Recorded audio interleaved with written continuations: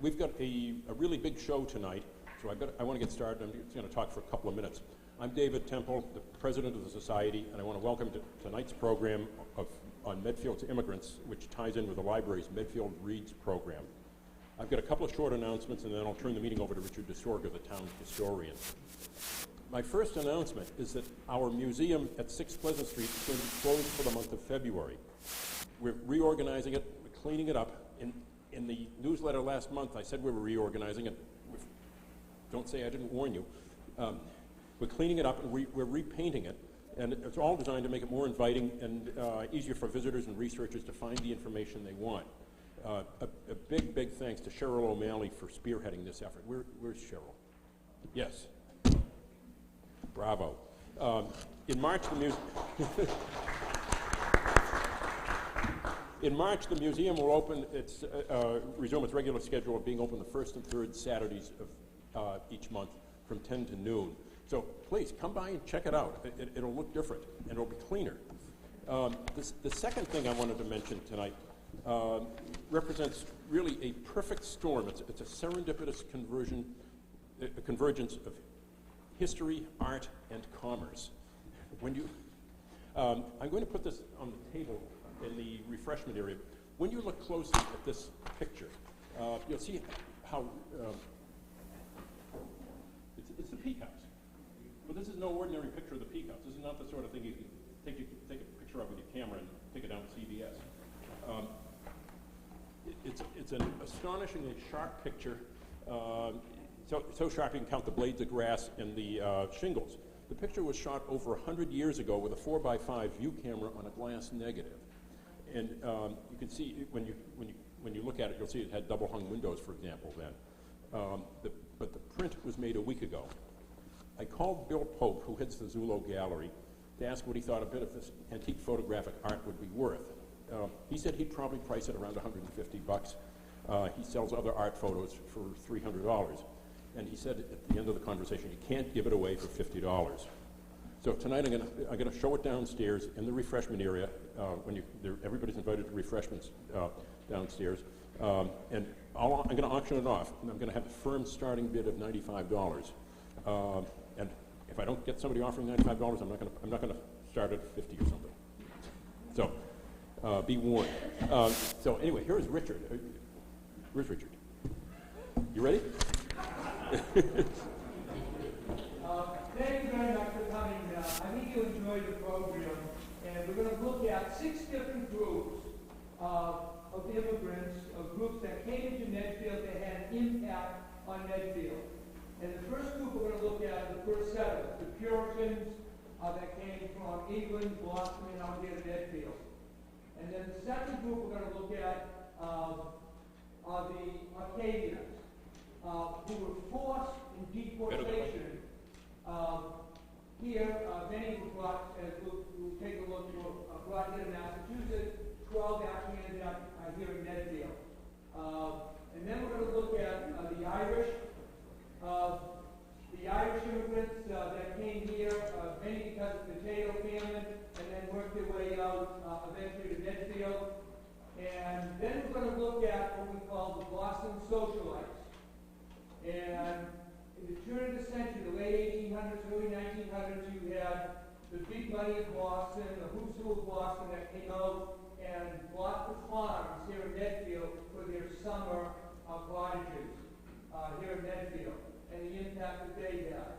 And then as we get into the 19-teens to 1920s, we have the impact of the Italians that come to Medfield, and they're going to settle mainly in one area around Prairie Street, and we'll hear about that.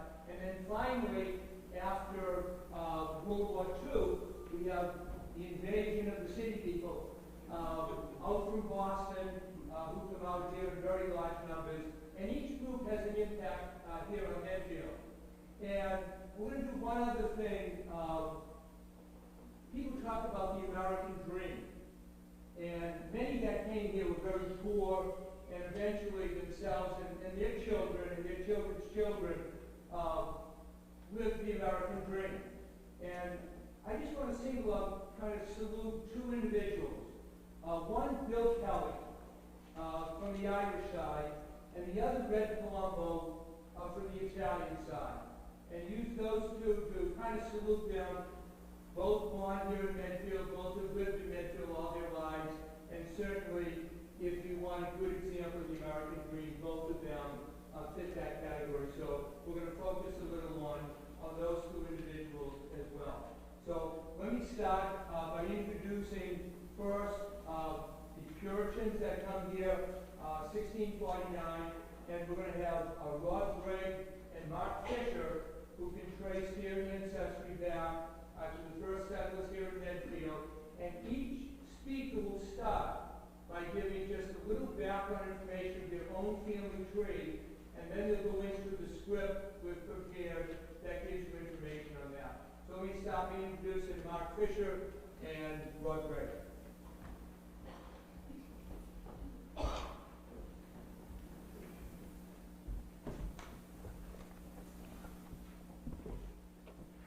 I'm going to start off with my relationship to Medfield is through the Clark family on my mother's side of the family, Helen Clark Fisher. My mother graduated from Medfield High School, class of 48. Some of you, I'm sure, here know her, remember her from high school. And also maybe her brother Dave, who was just a year older. But that is at least the most generation before me. I'm the 11th generation of Clarks in Medfield. We go right back to one of the original 13 founding families of the town. Joseph Clark and his wife Alice came to Medfield from Dedham. Their original land grant was on the corner of South Street and Oak Street, and it was a parcel of 10 acres. Joseph served as a selectman for the town in 1660, and he died in 1684. He had 9 children. They had 9 children, 6 sons and 3 daughters. One son, Daniel, received wounds from the Indians during the burning of Medfield, and he succumbed to his wounds in 1676, 6 weeks after the burning, at the age of 29. Now, Joseph's second oldest son, Benjamin, became a wheelwright here in town, and in 1668 he was given a grant for a house lot on Main Street near the intersection with Pound Street, and a wing of his original house came to eventually be called the Peak House here in town. So there's a tie-in there with the Clark family. Benjamin also was a very prominent man in town affairs. He served as a selectman for 17 years and also as a state rep for the town of Medfield for 2 years. My lineage continues through Joseph's oldest son, also named Joseph. He was born in 1642, and when he came of age in 1663, he was given a grant for a house lot near the intersection of today's Spring Street and Curve Street. He also served as a selectman and was also a state rep, and he died in 1702. After Joseph, our family tree continues through Solomon, David, Thomas Alanson, and then finally Lewis Clark, my grandfather. The last great, really, family homestead here in town was on South Street Extension at 213 South Street. Folks might recognize the house. Just as you turn onto South Street Extension on the right side, as you go up a little ways on the right side, just before Clark Road, there's a colonial that's right on the road, brown shingles with red trim, and there's a barn and some outbuildings. So that's my great-grandfather's home there, Lansing Clark's home on South Street Extension. He was a farmer, and at the time of his, when he was alive, he owned 66 acres of land along South Street and another 19 acres in Noon Hill. So quite a bit of land that he owned along that stretch there. And he also worked from time to time as a laborer for the highway department. Looking at some of the old records, you can see that he got paid in certain years in the 1920s for working for the town, as well as my grandfather Lewis also worked for the town with the highway department. And my mother grew up on South Street Extension, not too far from my great-granddaddy's house there. And that's the connection that I have with the town of Medfield and the Clarks.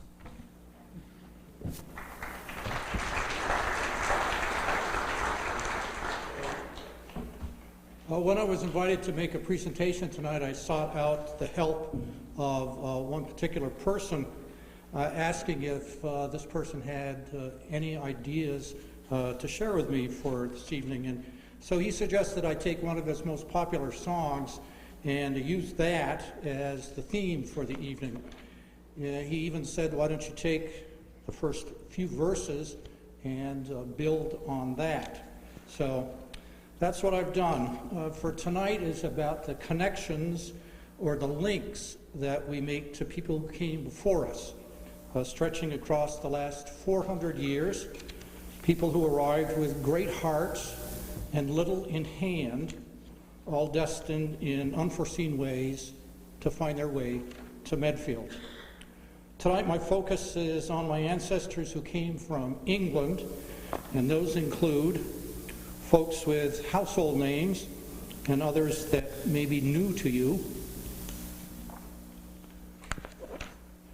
But all of these people have some connection to Medfield.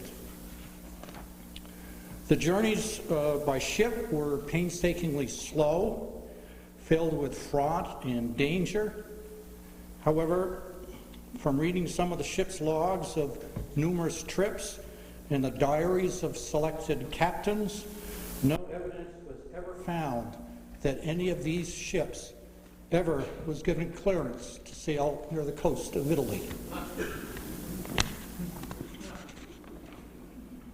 Tonight's ancestors arrived predominantly in Massachusetts, while a fair number of them landed in New Hampshire. But all were destined to have descendants that made Medfield their home, some of the town's founding, others after a comfortable way of life had been established. My focus is on selected families who emigrated in the 1630s and whose succeeding generations have Medfield connections. Now that can include a lot of people, many more than tonight can handle. For most of us in this room, these are the number of ninth great-grandparents that we all have when wrapping our arms around the generations of immigrants. To narrow my focus even more, I'll give attention to a few people who pass this muster with this criteria. So let's take a look at who a few of these lucky people are. A name familiar in town, Hannah Pfaff, erstwhile benefactor in the Stone and Adams lineage, and her name is associated today with a number of public buildings here in town.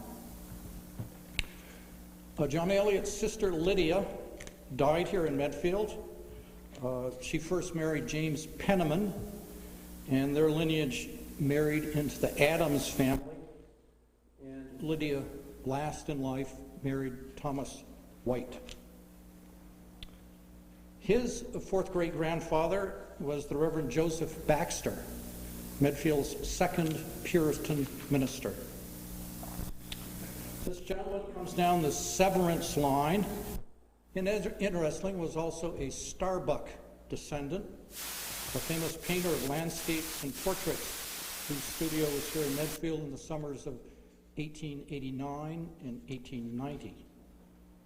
From the Clark family, a wealthy Brooklyn businessman who is buried with 4 other family members in the largest tomb at the cemetery.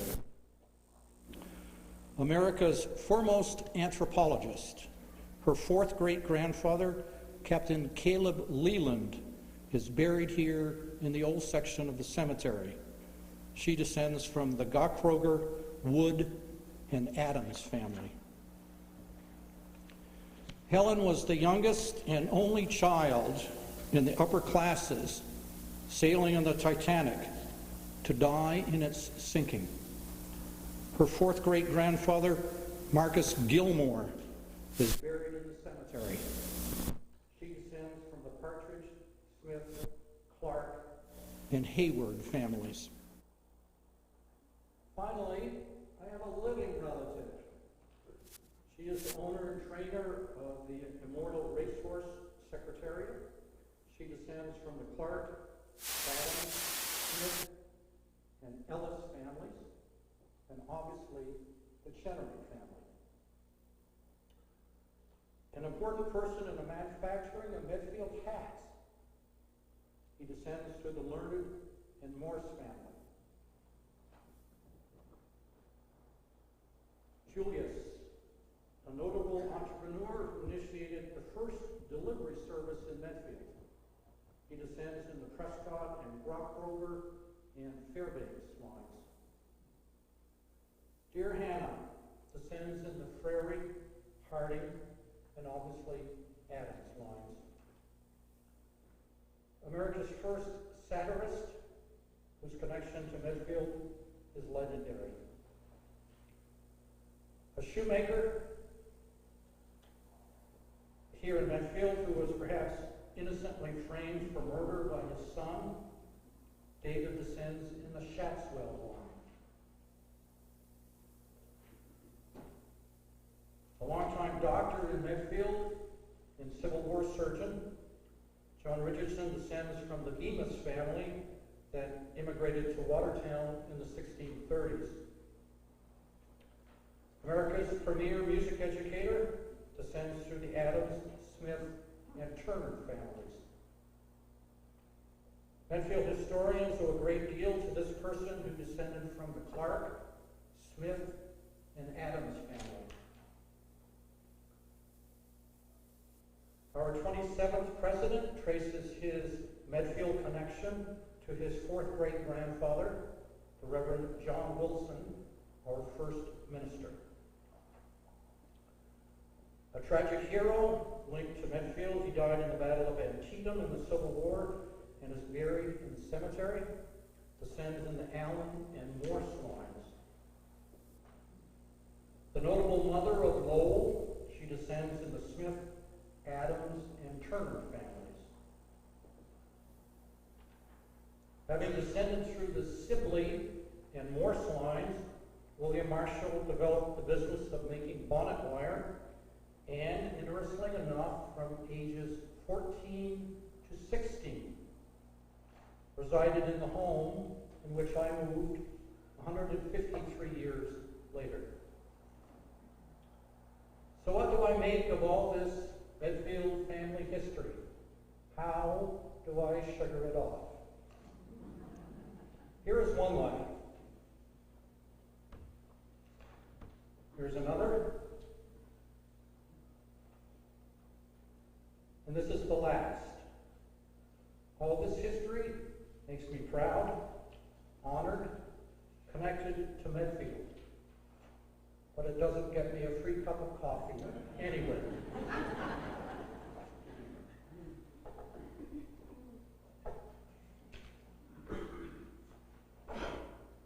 In March 1630, there began an unprecedented migration to North America. Of the 80,000 men, women, and children who left England between 1630 and 1640, the second highest percentage sailed to New England. Most, but not all of them, being Great Migration immigrants to New England, were Puritans from the eastern and southern counties of England who wanted to escape an intolerable situation. King Charles I dissolved Parliament and insisted on ruling England without interference. Archbishop William Laud, a staunch Anglican, began to purge the Church of England of Puritan members. Finally, a depression in the cloth industry caused economic stress in the counties where the Puritans lived. Hoping to flee both persecution and economic depression, the Puritans joined ranks with those organizing companies that were establishing colonies in the New World. Charles I granted such a charter in March 1629 to the most successful of these companies, the Massachusetts Bay Company.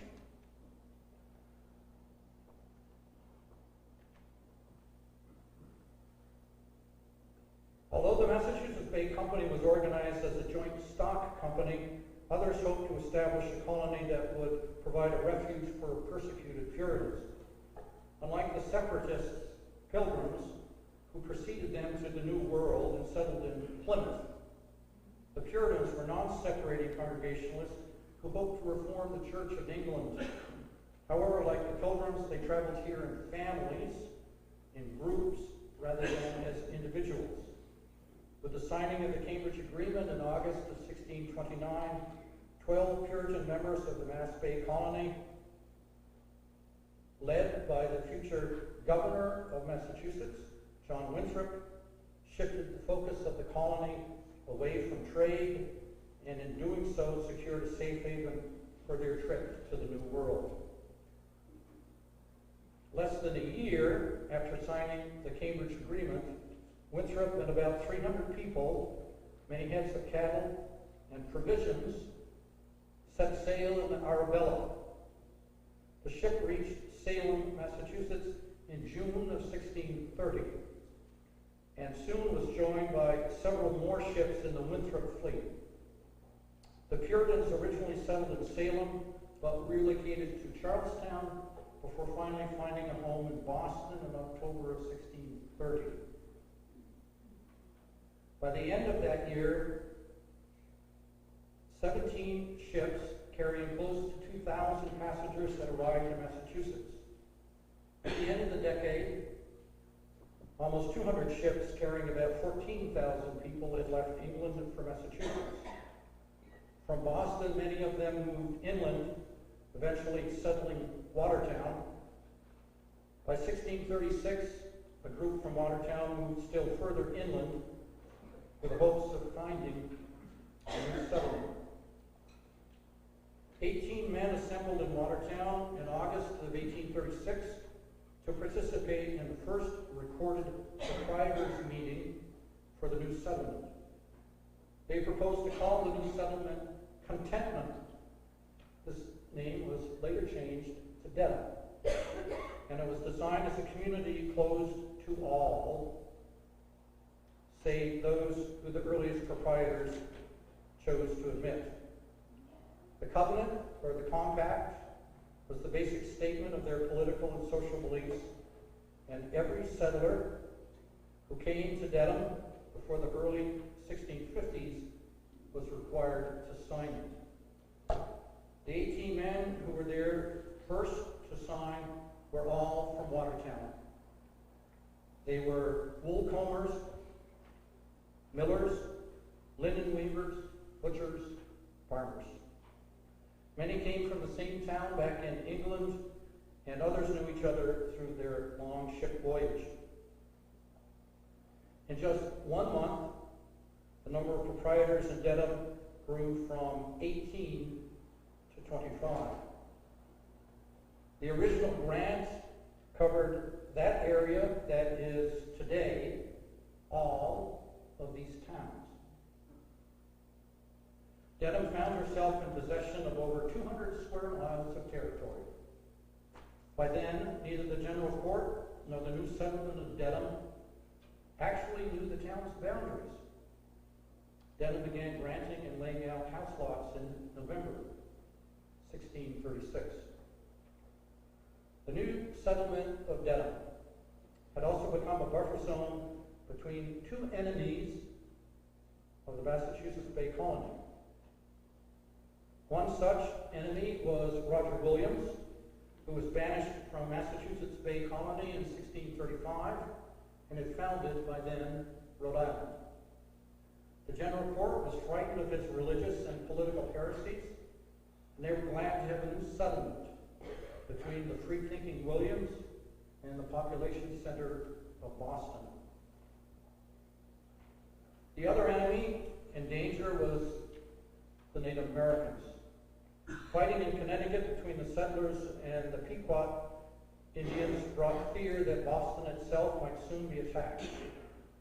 Dedham would offer Boston another protected buffer zone from the Native Americans. The lots given the first settlers of Dedham were 12 acres for married men, and this included a swamp, an additional 4 acres there. Bachelors were given less, usually 8 acres. The swamplands were ordered to be cleared because they were home to wildcats and wolves. These animals presented a major threat to the well-being of the new Dedham settlers. The town employed full-time hunters and maintained a town-owned pack of dogs trained to the hunt. It was reported that 7-year-old John Dwight, son of one of the founding settlers, wandered off into the woods and met his fate from these animals. In 1638, swamps were also cleared to give the settlers an additional supply of wood. The use of wood for cooking and heating, as well as use for building materials, depleted the forests quickly. Therefore, restrictions were put on wood cutting in public lands. To protect its meager wood supply, the Dedham settlers established one of the first conservation projects in the New World. For the landowner, the swamp, once cleared, would become a bog, and a bog, once drained, would become a meadow. Here in the meadow, the cattle would graze. Another avenue for food supply was the cattle and other barn animals, was the rich grass that grew along the rivers. The first settlers to Medfield were the residents of the town of Dedham. Residents have been traveling from Dedham to this area for several years and have been seeking the tall grasses that grew along the Charles River and those that still grow there today. They followed Indian paths that led down to the Charles River and the grassy marshes. Some from Dedham also used this area to pasture their cattle, and some built huts or shelters for the herdsmen there. Soon, 13 of these Dedham residents, all farmers, became tired of traveling back and forth 109, from the Charles River meadows to Dedham. They petitioned the town for land on the east side of the Charles River, which was a part of Dedham. They petitioned the Massachusetts General Court for land on the west side of the river, which later became Medfield. The grant of land was obtained from the west side of the river in 1649 by vote of the legislature. The land on the east side of the river was voted a month later at Dedham's town meeting. In January 1650, Ensign Phillips, John Dwight, and Daniel Fisher were chosen by the town of Dedham to lay out the grant from that town. That grant, interestingly enough, corresponds very nearly, if not exactly, with the territory now embraced within the town of Medfield. At the town meeting in Dedham on November 1649, it was voted that in consideration of Dedham's loss of meadowlands, each grantee of land in the new town must pay 50 pounds, which would be divided by the remaining inhabitants of Dedham who did not move to the new village. A committee of 7 was formed to prepare Medfield for settlement. From that committee, the first men to arrive in Medfield were Ralph Wheelock, Thomas White, and Robert Hinsdale. The first business undertaken by the committee was the preparation of an agreement to be signed by all that desired to be accepted as inhabitants of Medfield. There is no doubt that this agreement or compact was chiefly, if not entirely, the work of Ralph Wheelock, who has very properly been called the founder of Medfield. The house lots in Medfield were not to be more than 12 acres and not to be less than 6 acres. In February of 1650, a second meeting of the committee was held, saying that all grantees of land must assemble in Medfield by May of 1651, or shall forfeit to the town all the lands granted to them. In May 1650, a third meeting of the committee was held. You can wonder if it was then that the preponderance of meetings in Medfield began. 5 men were chosen to act as judges to determine any property line disputes. These were Thomas White, Robert Hinsdale, Timothy Dwight, Samuel Bullen, and John Frary. Timothy Dwight was also chosen to collect 1 shilling in taxes to be paid to the town for every acre laid out for each grantee. Thomas White, Robert Hinsdale, and Samuel Bullen were chosen to be present at the laying out of the town line between Medfield and Dedham. The following were chosen to lay out the roads: Thomas White, Peter Woodward, John Dwight, Timothy Dwight, Samuel Bullen, and Eleazar Lusher.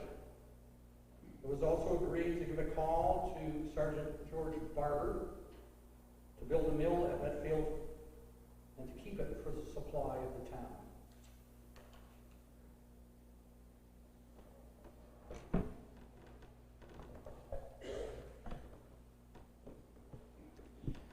The first highway laid out ran from Dedham through the clapboard trees in what is today Westwood, through where the present Bubbling Brook Ice Cream Building is located, and into Medfield on what is today Foundry Street. That entrance point into Medfield would be located on the current 66 Foundry Street property. From that point, it passed north of Mount Nebo and came out on present Main Street, a short distance east of Pound Street, not far from the present Peak House. Stopping on the top of Mount Nebo, site of today's Water Tower and Eastmont Road, the settlers looked over their new community and gave thanks to God for bringing them to what they considered their promised land. These first Puritan settlers named the hill Mount Nebo after the spot in the Holy Land where Moses looked over his promised land. The settlers gave thanks for all that they had been given. This first highway then followed Main Street, the same as it is today, through the center of town to Bridge Street. It followed Bridge Street to a point a little south of the current bridge, where a bridge was built connecting the two portions of the town, today Millis and Medfield, over the Charles River. North Street was then laid out, generally following its present location, and was at the time called Road to Natick. Another road was laid out opposite North Street, near the present Pleasant Street, running south and terminating near the head of Phillip Street. This was the system of roads, one way leading east and west, and one running north and south, forming the center of town where the two roads crossed. This has remained our center of town to the present day. On June 19, 1650, the first 13 house lots were laid out. On January 11, 1651, the town of Dedham officially transferred the land and turned over all power of the town of Medfield to the Medfield Selectmen and their successors forever. In May of 1651, the General Court of Massachusetts officially recognized Medfield as the 43rd town in the colony. During the summer, 7 more families from Dedham received house lots and moved to Medfield. These included the Chenery, Smith, Glover, Partridge, Ellis, Mason, and Crane families. 10 families from Weymouth and Braintree were given house lots, and they all settled along Bridge Street. The town's first minister, the Reverend John Wilson, began his pastorate here in December of 1651 and was given the house lot on Main Street where the town hall is located today, with a field running opposite his house southward, the area between the present-day South and Pleasant Streets. South Street was then changed so as not to run in the field and property of Ralph Wheelock. It was moved eastward to its present location today. House lots were then laid out along Main Street for the families of Josiah Fisher, George Barber, and John Thurston. All the lots on Main Street were laid out on both sides of the road. The houses were built on the north side of the road facing south, as was the custom of the colonial times, and the fields lay running to the south of the road. The burying place was set out in 1651, the site of the present old section of the cemetery, and the first mill was built along Mill Brook along Elm Street. 6 births were recorded in 1651, no deaths or marriages. Then as now, Medfield was governed by town meeting. In the early years, any man who was late to town meeting, which started at 9 a.m., was fined 12 pence. If he was absent the whole day, he was fined 3 shillings and 9 pence. The meadows which attracted the settlers were called Bogastow by the Indians and stretched along the Charles River, offering land for grazing and planting. Trees were so scarce that even before the townsmen took up their grants, they agreed that all of the oak trees would not be cut down for fencing, as wood was needed for building. Timber was not to be taken out of town, and fences were not to be built if a ditch would serve as well. When viewed from Mount Nebo, these first English settlers saw before them a broad plain, mostly cleared of trees by the annual Native American burnings. On the right, they saw a belt of fine timber trees, and the wetland along Vine Brook. Beyond these, other plains and open woods towards the north, and still beyond this line was a rugged line of hills, rocky woods. To the left was the great swamp where the old pines and cedars grew, while southward rose the woody slopes of Noon Hill, and to the west stretched the meadows, beyond which on the horizon might be seen the hills of Sherburne, Holliston, and Hopkinton, then a wilderness with the blue crest of Mount Wachusett in the distance. In 1651, the meeting house was built, and one of the first official acts was to assign seats in the meeting house according to each person's rank, based upon their age, wealth, and general standing. In that year, too, a collection was taken up for the town's contribution to Harvard College. Rules were made for bounds and fences, and additional land was divided among that now 39 property owners that now lived in town. Town meeting also voted to build a pound for stray cattle and a set of stocks for punishments for wrongdoers. It required that each house now have a ladder long enough to reach the chimney in case of fire, and because of the fear of drowning, the use of canoes was prohibited except by permission of the selectmen. The selectmen had the authority to make certain regulations and to set fines. They took notice of excessive and disorderly riding by some of the town's youths when they decreed a fine of 3 shillings 6 pence for anyone who rides at a gallop, especially on the Lord's Day, in any of the town's streets or highways. Certain men were also chosen to burn the woods. The old Indian practice was kept up for many years. The woods referred to lay in the outermost portions of the town, and they were the common pastures for the cattle. These were often called herd walks. 4 unmarried men settled next to one another along North Street in 1651 in what became known as Bachelor's Row. Most of the early families intermarried, and the first marriage recorded here was that of Thomas Mason and Marjorie Partridge on April 23, 1653. The first death was also recorded in 1653, that of John White. In 1655, the town voted to establish a school for the education of the children. Ralph Wheelock was the first schoolmaster, and a bridge was also built over the Stop River, connecting South Street to present-day Norfolk and then Dedham. By 1657, Medfield had 41 families living in town. In 1660, there were 43 families with a total population of 234. In 1667, glowing accounts of the fertile lands of the Connecticut River Valley reached many of the Medfield settlers, and the first exodus from the town took place, with Robert Hinsdale and his sons, John Plimpton, and Samuel and Eliza Frary moving west, founding the town of Deerfield.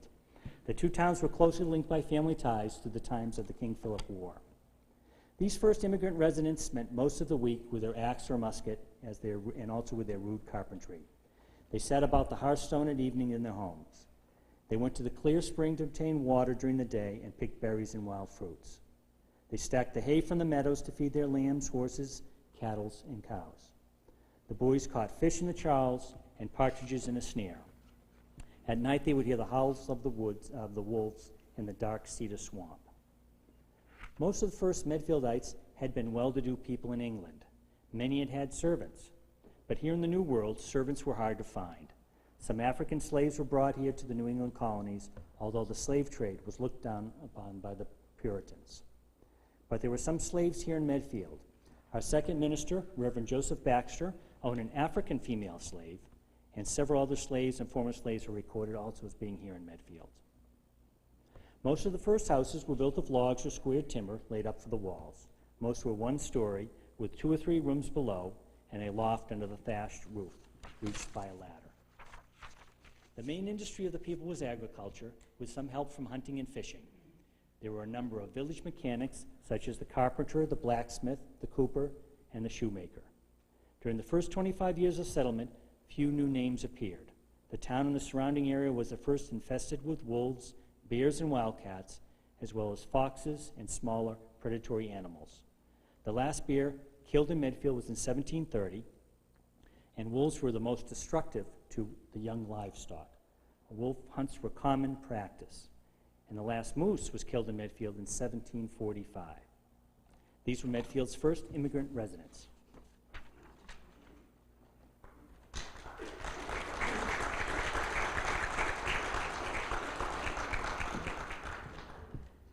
We're going to move now into the 1700s. service in the time of the French and Indian War, and we're going to look at what becomes known as the deportation of Arcadians here to Medfield.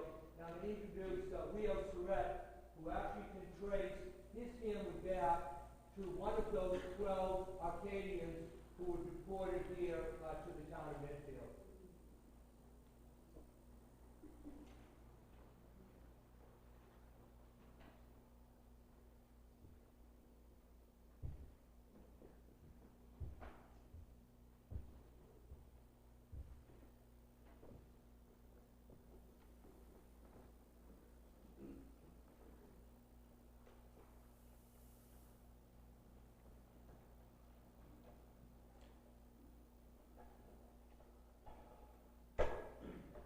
The true spirit of America can be traced to the early settlers who came here before us. It's amazing to note the similarities and of the timing and of the hardships that they went through during the Acadian deportation and the American Revolution. Those are our ancestors. My ancestors were Acadians who hailed from what is now known as Dieppe, New Brunswick, Canada. My genealogy can be traced from 1644 to this date. I obtained it from people who organized the Second Acadian Congress in 1994 that commemorated the Acadian families of Eastern Canada. I attended the Surratt Assembly in Dieppe and came home with a set of documents that included my family tree. I found in this that I am directly related to a Marie Dewon, who was born here in Medfield in 1757. Her father, Abel Dewon, was deported from Nova Scotia to Boston and then sent to Medfield by the British. I also found that another ancestor, Louis Anastas Surratt, was married to a lady by the name of Frances Jane Shattuck in May of 1849. She was the daughter of Daniel Shattuck, the then owner of the Concord Inn here, and they lived there.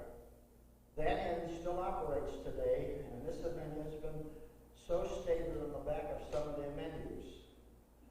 My moving here to Medfield in 1978, and Abel Dewon arriving here in 1755 indicates that the Surratt lineage has gone full circle here within this town.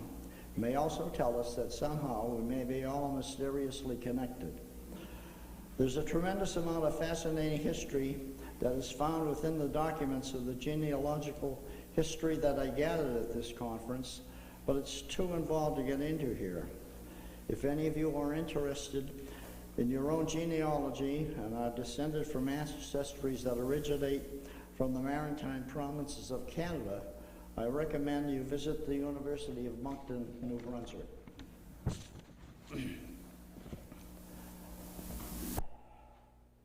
During the French and Indian War, the British were taking control of Nova Scotia from the French, including Cape Breton Island, called Acadia by the French. There in 1755, the acting military governor of Nova Scotia, English Governor Charles Lawrence from Massachusetts, and the governor of Shirley Williams gave orders for the forcible deportation of the Acadians, the French residents of Nova Scotia. All of 7,000 were shipped to various British colonies from Massachusetts to Georgia. A considerable number of those sent to the southern colonies eventually reached the French settlement of New Orleans. Massachusetts received the largest number. The deportation were carried out by 2,000 troops from New England, aided by 250 British regulars.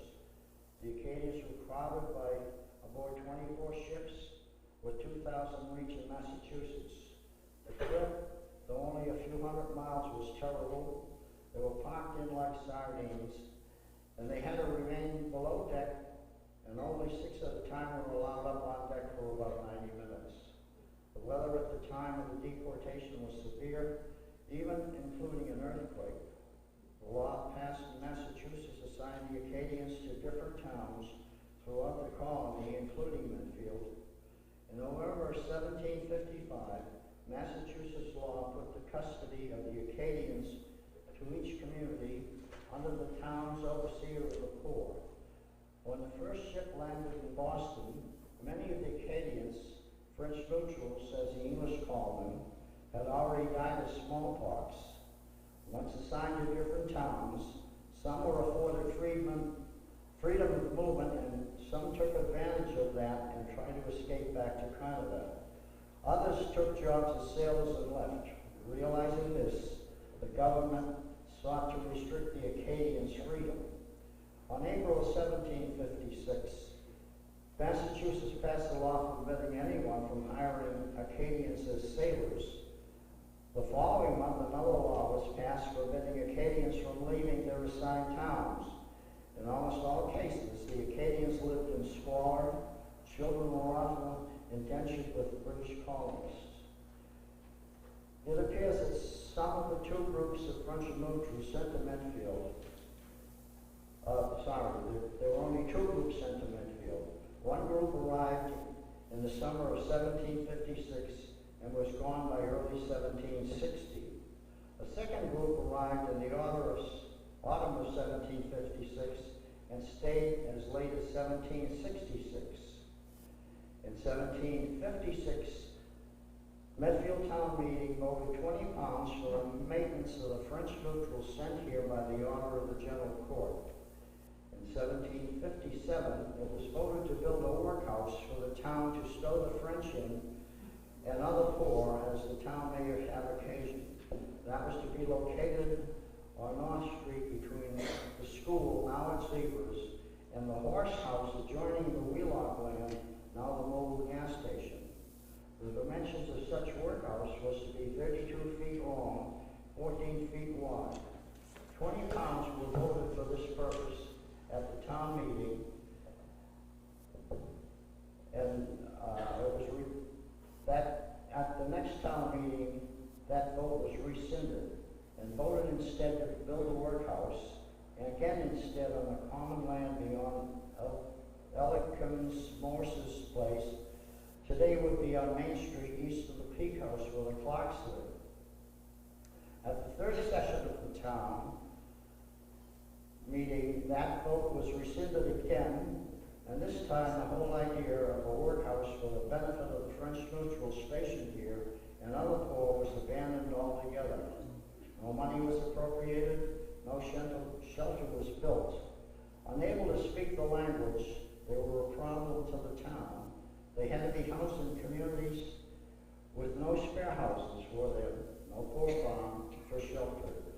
They were in need of public charity, always hoping and petitioning to be returned to their own land.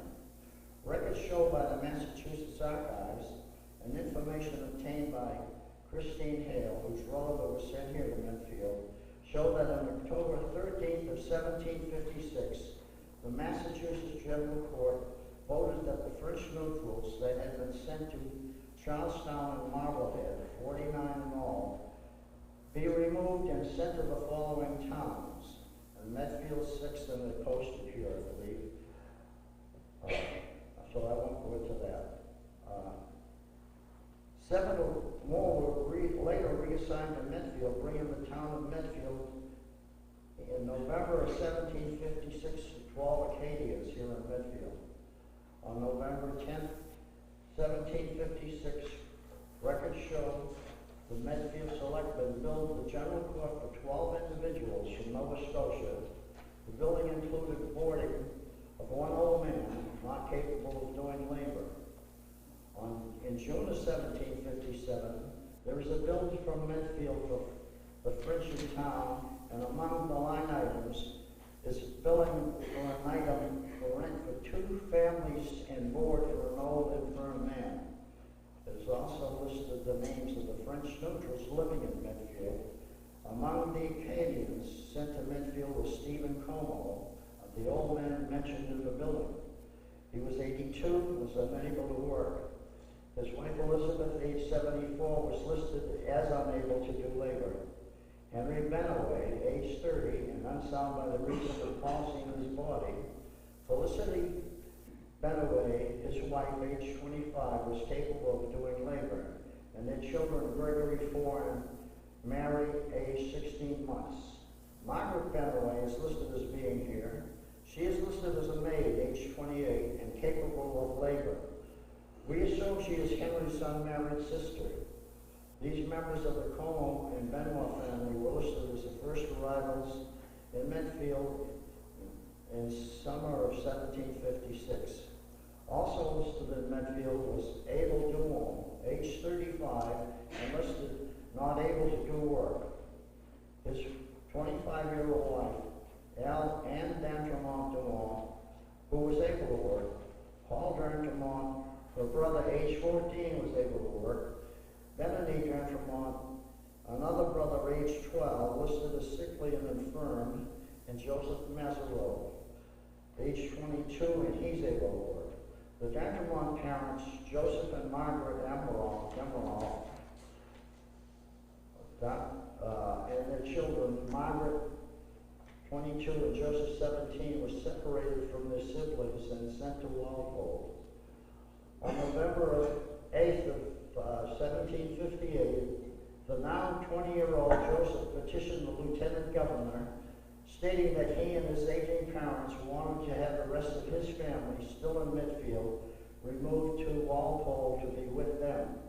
According to the records, this decision was not carried out immediately because on June 1 of that year, only Paul had been transferred from Medfield to Walpole, as siblings Benony and Anne and brother-in-law Abel Dumont still were here in Medfield.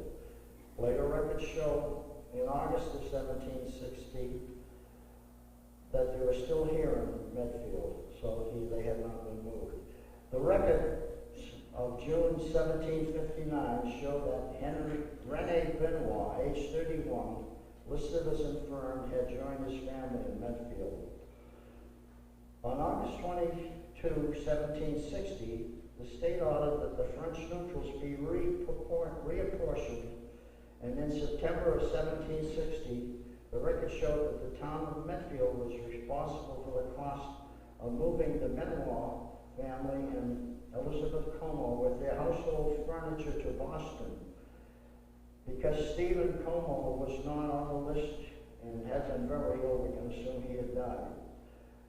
To make the move possible, the town paid for the cost of a man and a team of horses, which brought them to Boston. That left Margaret Benaway, Abel and Anne Dumont, and their child Mary, Benoit d'Entremont, and Joseph Mazareau still here in Medfield. The French and Indian War ended in 1763. Under the terms of the treaty, the Acadians were granted permission to return home. On 1764, a notice was posted to the Acadians in New England that those wanting to return to Canada could apply to John Hancock, a merchant, who would furnish them with passage. The selectmen of Medfield voted £12 for the transportation of those Acadians in Medfield who wanted to return to Canada. The Acadians had to agree to take a loyalty oath to the British government. Despite the residents constantly listing Abel Dumont as not able-bodied or ill, he and his wife were still well enough to have 4 children while living in Medfield. Marie born in 1757, Cecile born in 1760, Paul born in 1763, and Jacques born in 1764.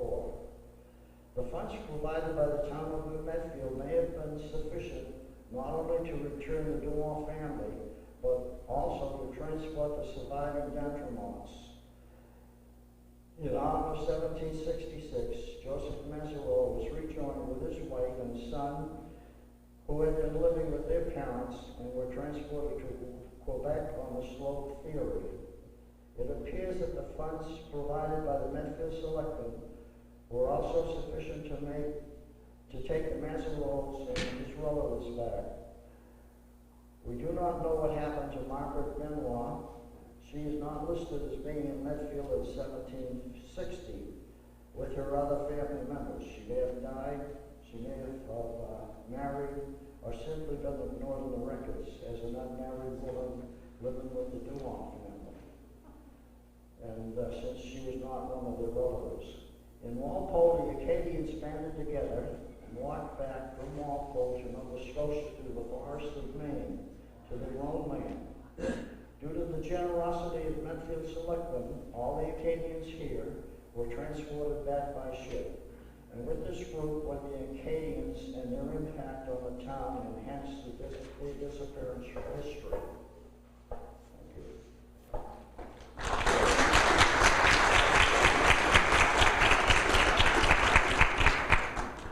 Okay, now we're going to move into the 1800s, and we're going to look at the Irish. The impact of the Irish was with the potato famine that happened since great immigration out of Ireland over here to America. And I want to introduce our police chief, Guamini, and our secretary of the Board of Selectmen, the executive secretary of the town of Medfield for more than 35 years now, Michael Sullivan.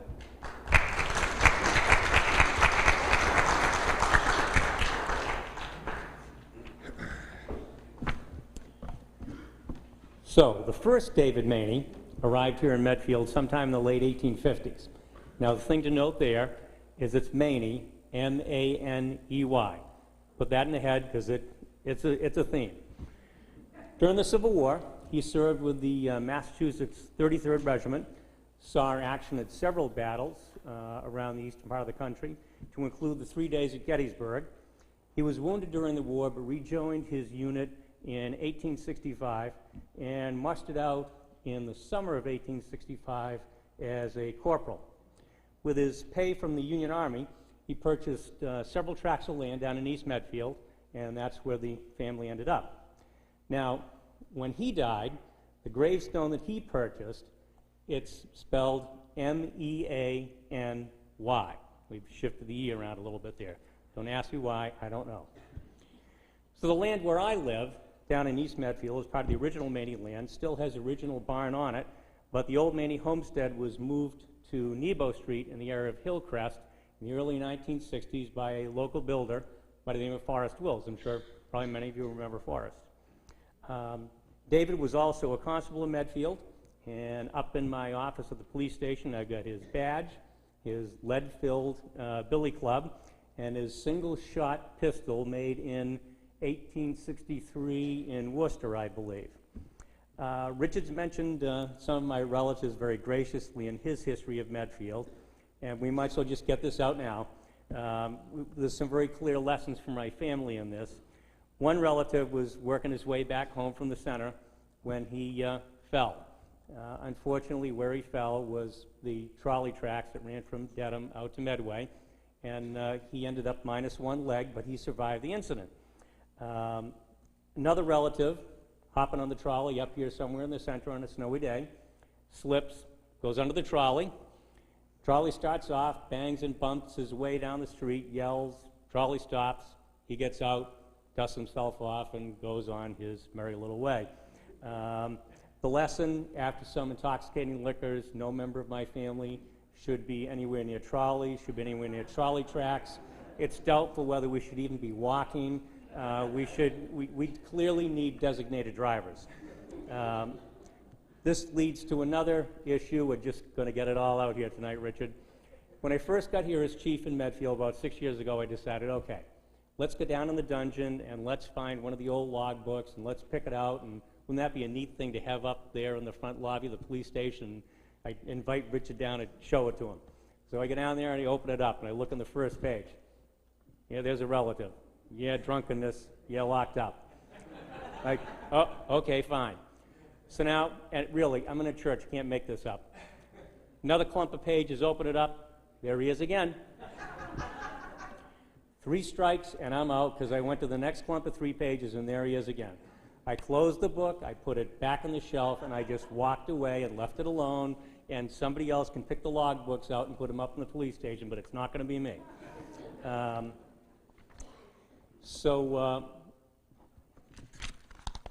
Then my father, who many of you probably remember, Bob Maney, he also served in the Army in the Second World War.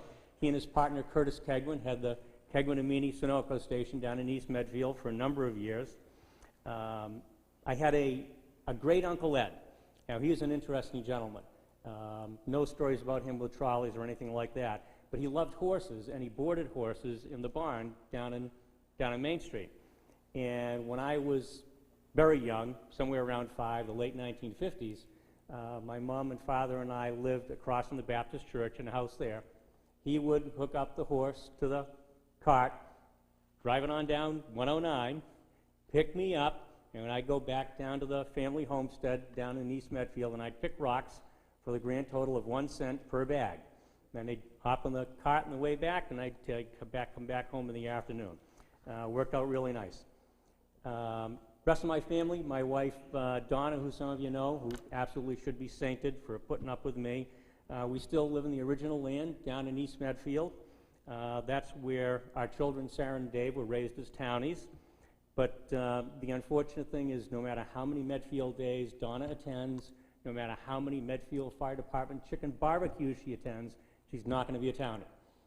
Somehow or other, she seems to be dealing with that fairly well, basically really with no issue at all. I don't understand it, but that's okay.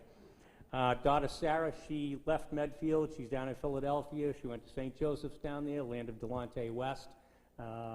Has a hotbed of history in itself. Part of her office where she works looks out in the Liberty Bell. Happy as can be.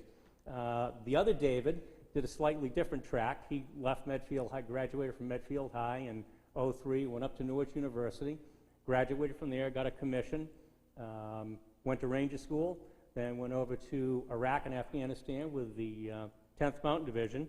He came back last May, finishing up as a captain.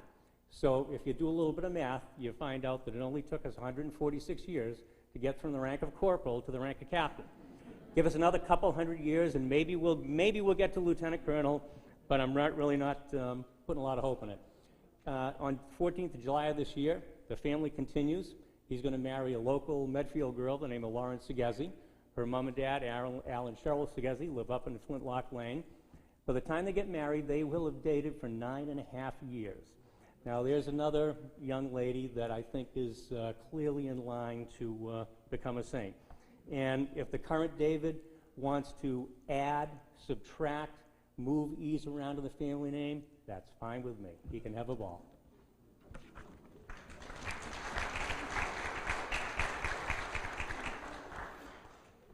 I wonder if the Historical Society knew what they were doing when they gave an Irishman and a politician a bully pulpit to speak.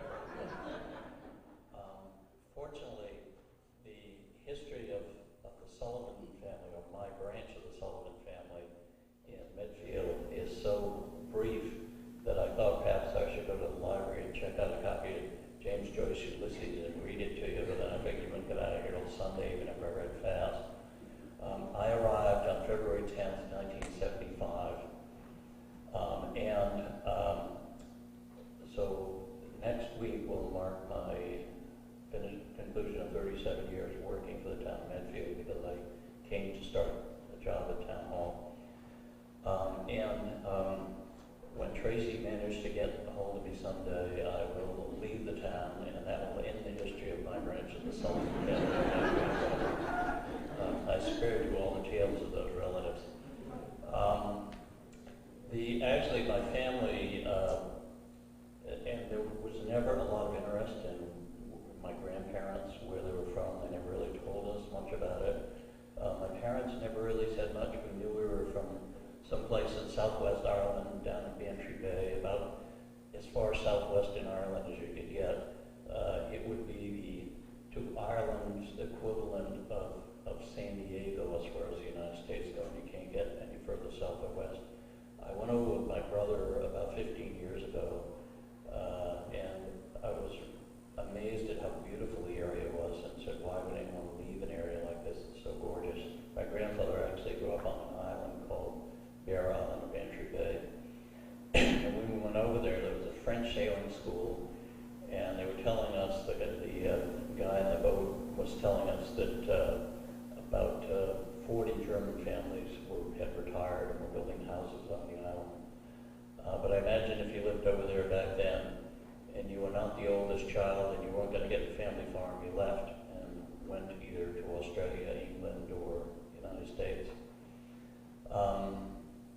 My grandparents on the Sullivan side both came from that area of southwest Ireland, the West Cork, and they came to the United States. I don't believe they knew each other in Ireland. They met actually in the United States, even though they only lived a few miles apart. My grandfather went to work for the Eastern Mass Street Railway Company, eventually became a foreman, and my grandmother was a maid for a short period of time, and then I believe worked in a factory before she was married and raised 4 sons. My grandmother always claimed that she knew Lizzie Borden's maid, who would have been a contemporary of hers at the time in Fall River, and whose name, by the way, was Bridget Sullivan. But I have read since that every Irish maid and foreigner claimed to be a close friend of Bridget Sullivan, so I don't know if that's really true or not. My mother's family, and when my father wanted to tease my mother, he would remind her that her family came here from England. A lot of the Irish actually went to England first, and then probably when they couldn't get jobs there, came to the United States. I remember when I was over in Ireland with my brother, we sat next to a couple who were from England, and when we told them where our grandparents were from in England, he sort of smirked and said, oh, they were probably from Paddytown. So I assume it wasn't the choicest section of probably what wasn't the choicest town. But my mother's parents, my mother actually didn't know where her family was from in Ireland. She said they never talked about it. I think it might have been County Mayo, but I'm not sure. So all of the roots on her side were from England. Her family came to Massachusetts, and she was actually born in North Adams, and she lived there till she was 2 years old, then moved to New Bedford, and grew up mostly in New Bedford, and went to nursing school in Fall River, where she met my father. They had 3 children. I have a confession to make. My oldest brother, who was a Red Sox fan, but went to college in New York, married a girl up there and became a New York Giants fan, so I apologize for that. My other brother, who surprisingly went to work for the railroads like his grandfather, lives in Virginia Beach, and he's still a Red Sox and a Patriots fan.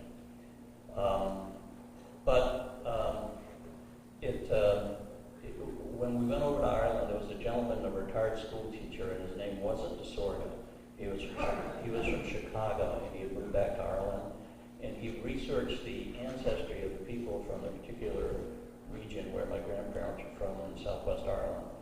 And my brother brought back we tried to go to the rectory, and they kind of threw us out of there because we didn't have enough information on my grandmother to know when she was born, and it was around lunchtime, they wanted to eat.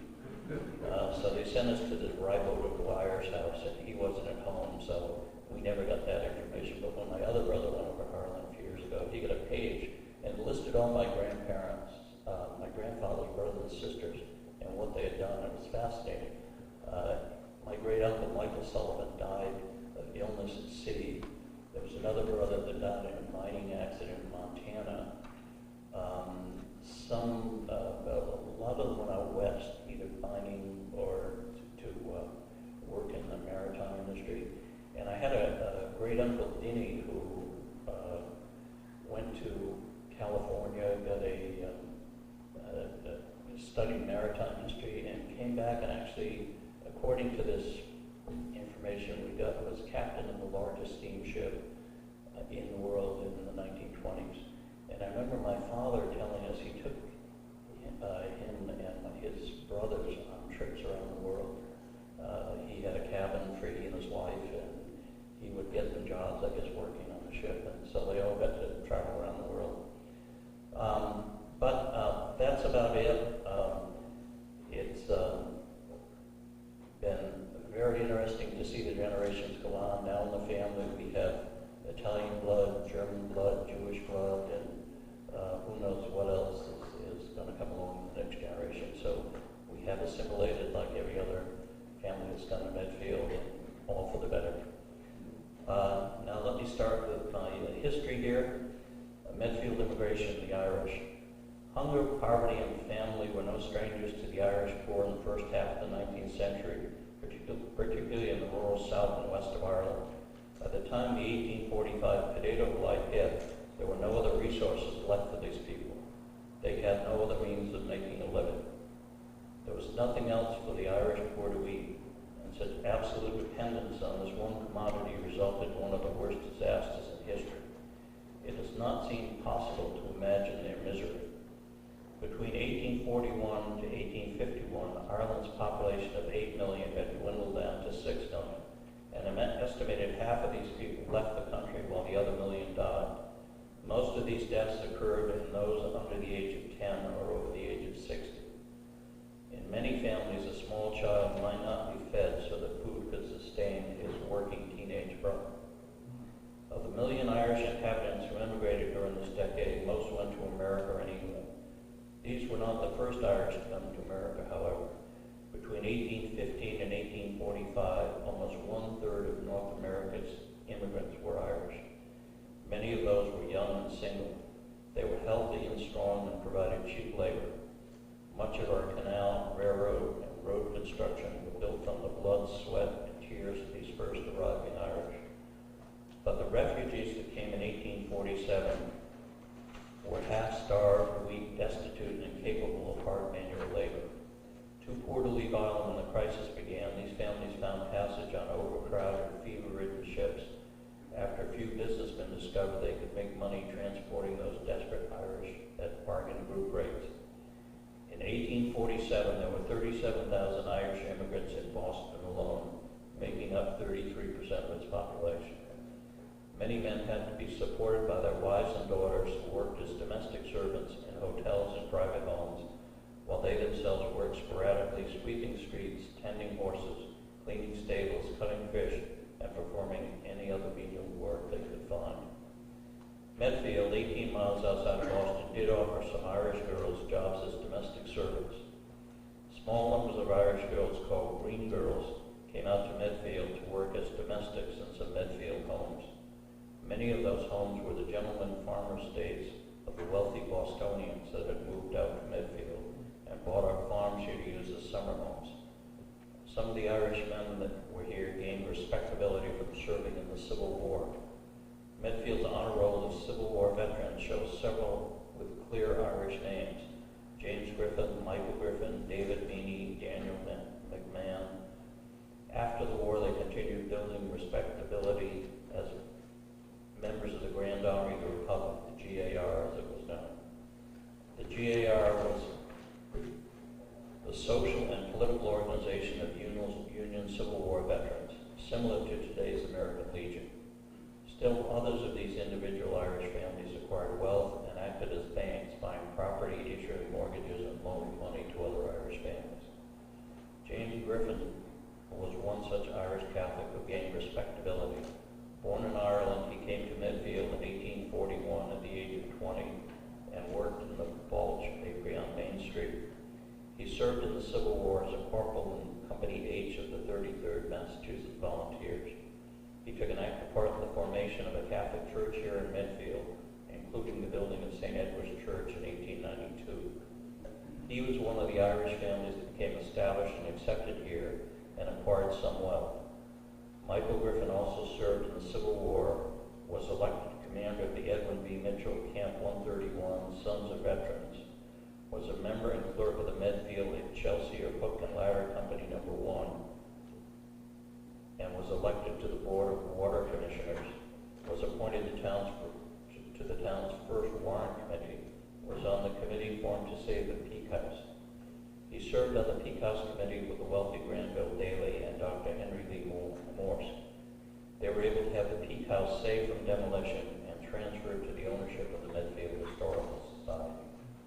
They raised funds and had the historic house saved and restored. Griffin also served on the town committee appointment for the building of a new high school in 1925, today's Bath Center. He acted as a bank to other Medfield Irish families, issuing mortgages and loaning them money, which otherwise they were unable to get. Then there was the Kelly family. John Joseph Kelly was born in Ireland in 1815 and came to America in 1848 in the midst of the Great Irish Potato Famine. John landed in Boston, Massachusetts as an Irish immigrant at the age of 33 with his wife, Mary Frances Kelly, who was 23. John found a job as a laborer. The Kellys moved from Boston to West Dedham, today the town of Westwood. There they had a son, John Joseph Kelly, who was born in 1867. In 1890, John married Agnes Frances Lynch, and they left their Dedham home, moving 7 miles further west to the small farming community of Medfield. There, in 1895, John operated a small blacksmith shop on what is today James Avenue, a shop he had purchased from Irishman William Ryan. He would later sell the shop in 1920 to another Irishman, Jack McCarthy. After the birth of 3 daughters in 1891, 1893, and 1895, a son, William Joseph Kelly, was born November 29, 1896. They lived on what was to become the family homestead on Miller Street. John attended Medfield schools, and in 1918, at the age of 22, he went into World War I, where he served as a sergeant in the United States Army and was sent over to Europe. William returned from the war, and on August 27, 1921, he married Catherine Charlotte Walker at a service in St. Edward's Church in Medfield. 3 months later, on November 16, 1921, William's father, John, died at the age of 54. William became one of Medfield's constables. He later would take a job as a prison guard at the nearby Norfolk prison. On August 21, 1923, William and Charlotte had a son, William Joseph Kelly, Jr., who was born in Medfield. Bill Kelly attended Medfield schools, and after the attack on Pearl Harbor and the outbreak of World War II, he left Medfield High School before graduation and enlisted in the United States Navy, where he served as a ship's cook. Bill's ship saw action throughout the Pacific during the war. Returning home after World War II, Bill served as a clerk in Ray Lord's 5 and 10 cent store in Medfield Center. On January 10, 1947, his dad, William Joseph Kelly, died at the age of 51. On September 17, 1950, Bill married a local Medfield girl, Catherine June Kelly, in St. Edward's Church in Medfield. During the 1950s, Bill was promoted to business partner with Ray Lord. Business expanded. They moved their store to a larger building a little to the east of the original location, and in 1957 tore down the wooden structure and built the current modern brick building that anchors Medfield Center. In the 1980s, Bill would buy out Ray Lord's shares in the store and become sole owner. Today, Lord's is run under a family partnership with Bill's 2 children, Nancy and Tom. The Kellys faced prejudice in the predominantly Protestant Medfield community. Growing up in the 19-teens and 1920s, Bill's family had little wealth, living off the salary of a police constable in a small town. Bill tells how we would go to the local family farms of the Italian immigrants on Frere Street and buy fruits and vegetables to bring back for his mother to use to cook supper. In Medfield during these years, there was a distinct social hierarchy. The Irish and Italian immigrants were excluded from any social contact. Bill also tells how Ray Lord lost friends who literally would not speak to him when he took on the Irish Bill Kelly as a partner at Lord's department store. Because Ray had joined in a partnership with an Irish Catholic, he was told not to come to the weekly card games that he and his Protestant friends have been having for years. Today, Bill Kelly stands as a shining example of the American dream, with his family overcoming early hardships, and through patriotism and nonstop hard work and sacrifice, he has achieved success in providing for his family and creating the financial success and town institution that is Lord's. Catholics were not buried in Vine Lake Cemetery, the town's only cemetery, until 1896, when James Griffin was buried there. Before 1896, Medfield Catholics were buried in area Catholic cemeteries. Many of Medfield's Catholics were buried in St. Mary's Cemetery in Canton. Irish immigrant Martin Kennedy of Green Street was buried over in Milford. That's the same Kennedy family of Bob Kennedy, Sue Monroe, and Barbara O'Malley that live in Medfield today. Town meeting in 1895 had called for a committee to study the possibility of Catholics being buried in Medfield's Vine Lake Cemetery.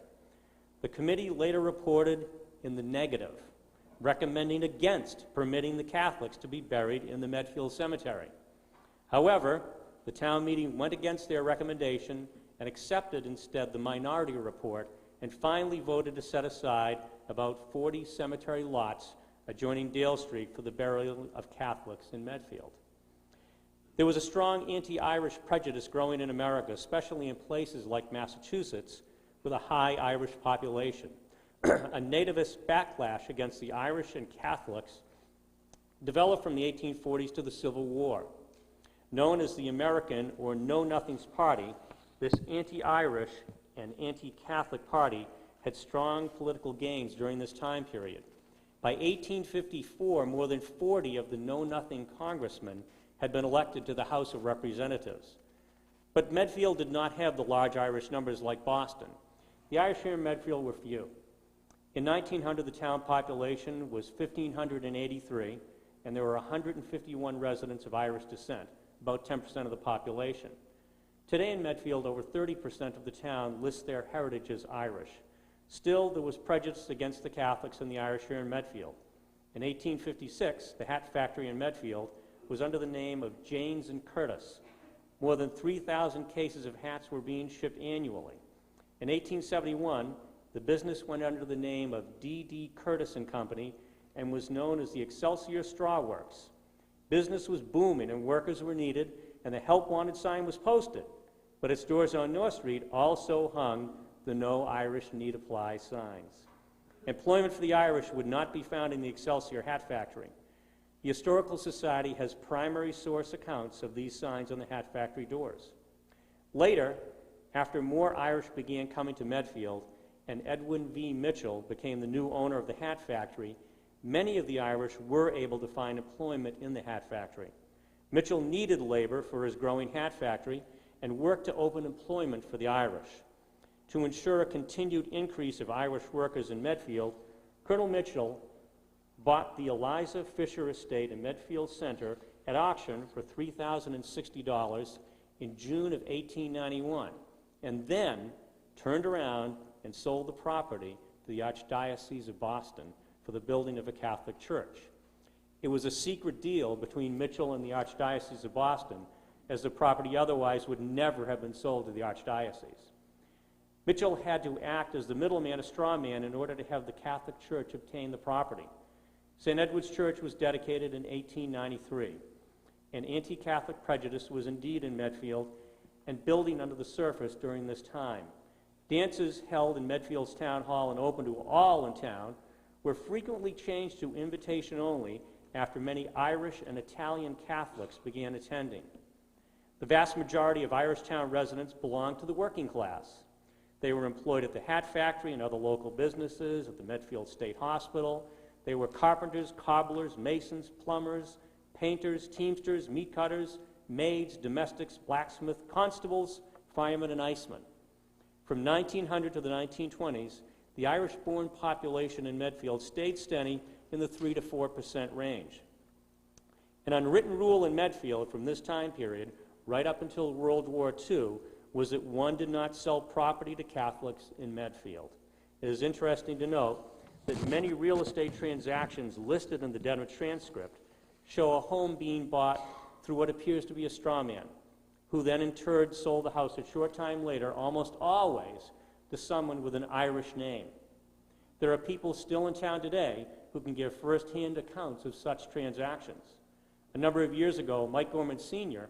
told the story of how he had to go through a straw man in order to buy his home on Green Street after first being denied the ability to buy property.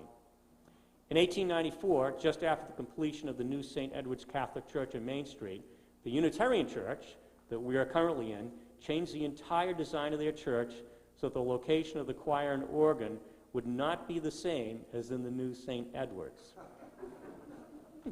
The choir and organ were formerly in the rear balcony area. As you can see, still today it reflects its move to the front of the church.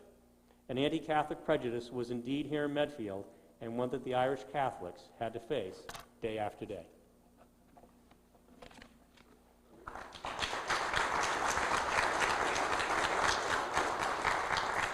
We're going to look at another group that comes in, and these are the Boston socialites that begin to buy a lot of the farms out here in Medfield and come out from Boston during the summer. And I want to introduce Deborah Kelsey, who's our librarian here in the town of Medfield, who actually has her ties with the Dabneys, who live down where the Tannery Farm is located today. So as waves of immigrants entered Boston and streetcars brought more and more of the middle class out of the city proper into the new suburbs of Dorchester, Roxbury, and West Roxbury, it became common for the wealthy upper class to move out still further to places like Medfield for their summer estates.